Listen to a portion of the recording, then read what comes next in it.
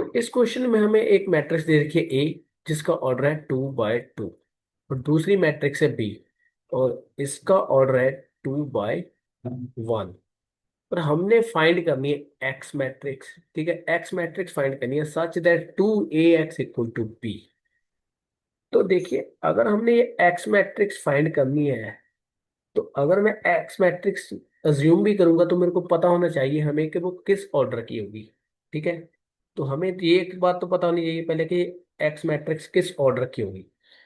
तो अब हमें पता है कि अगर हम दो मैट्रिक्स ए, जिसका ऑर्डर है m × n, और मैट्रिक्स बी, जिसका ऑर्डर है n × p, इनको मल्टीप्लाई करते हैं ए बी से, तो हमारे पास ए बी आएगी रिजल्टेंट मैट्रिक्स।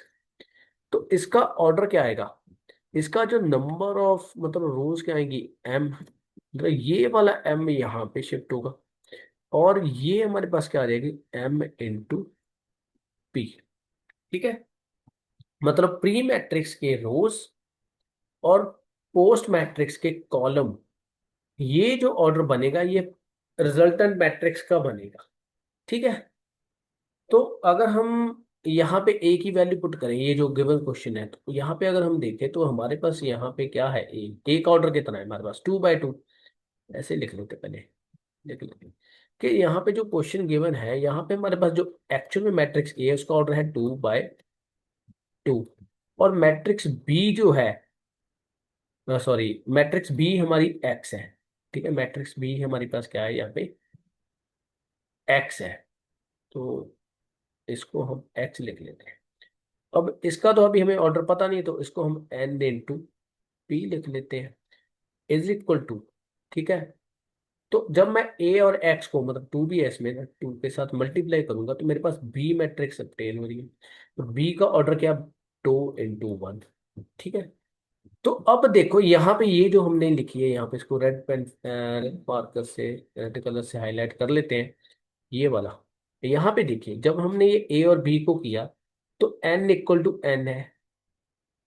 ठीक है, n × n है, और जो रिजल्टेंट मैट्रिक्स है उसका रो क्या है, ये वाला m, और कॉलम है हमारे पास p।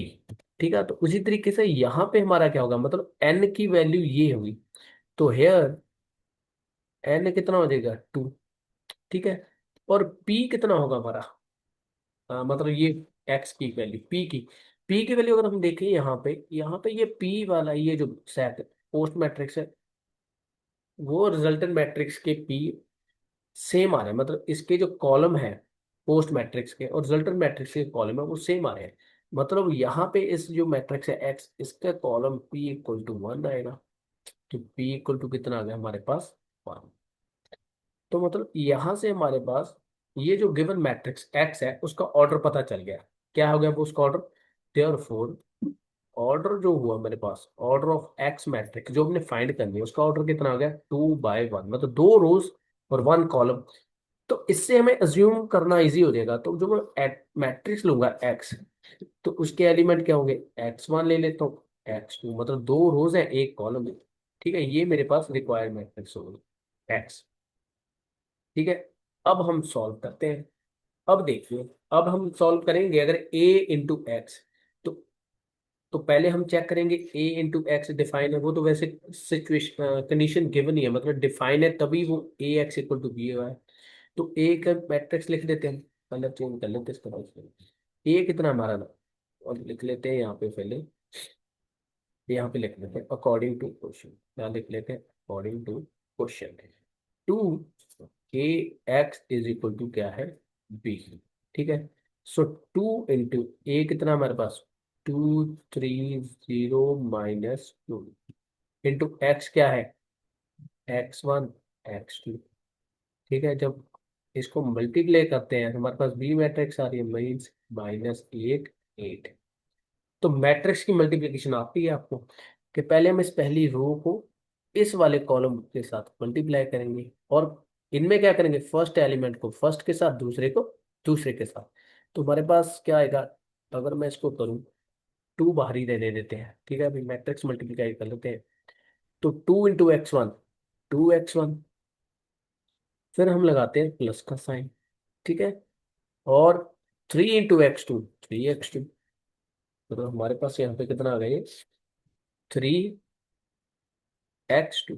तो ये पहली रो का दूसरे मैट्रिक्स की पहली कॉलम के साथ मल्टीप्लाई हो गया। अब क्योंकि इसकी सिर्फ एक ही कॉलम है, तो ये पहली रो को इसी कॉलम के साथ करेंगे। अब दूसरी रो ले लेते हैं। तो 0 को x1 से करेंगे, 0 × x1, 0 × x1 plus -2 × x2, -2 × x2 is equal to -8, 8। ठीक है, तो ये मेरे पास क्या आ गया, 2x1 प्लस 3x2 -2x2। ठीक है, ये 2 भी है इसके साथ। तो अब इस 2 से इसको मैट्रिक्स को मल्टीप्लाई कर दूंगा तो कितना आएगा, 4x1 plus 6x2 -4x2 is equal to -8, 8। ये मैट्रिक्स आ गई हमारी। ठीक है, अब हम क्या करेंगे, क्योंकि ये देखो दोनों मैट्रिक्स इक्वल है, तो इसके कॉरस्पॉन्डिंग एलिमेंट्स भी इक्वल होंगे। तो क्या लिख सकते हैं हम लोग, 4x1 plus 6x2 is equal to -8। इसको इक्वेशन 1 मार्क कर लेता हूँ, और -4x2 किसके इक्वल होगा, 8 के। तो यहाँ से मेरे पास x2 की वैल्यू आ गई 8/4 माइनस का, ये रिड्यूस कर दो। तो x2 कितना आ गया मेरे पास यहाँ पे, -2।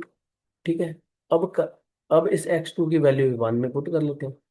Now put value of x2 in equation 1, तो क्या आएगा, 4x1 plus 6 × -2 equal to -8। 4x1 कितना आ गया, प्लस इंटू माइनस, -6 2 × 12। सो 4x1 यहाँ से हमारे पास क्या आएगा, -8 plus 12, and 4x1 equal to 4x1 क्या आ गया, 4/4, विच इज इक्वल टू 1। तो यहाँ से हमारे पास जो मैट्रिक्स x थी उसके एलिमेंट्स आ गए।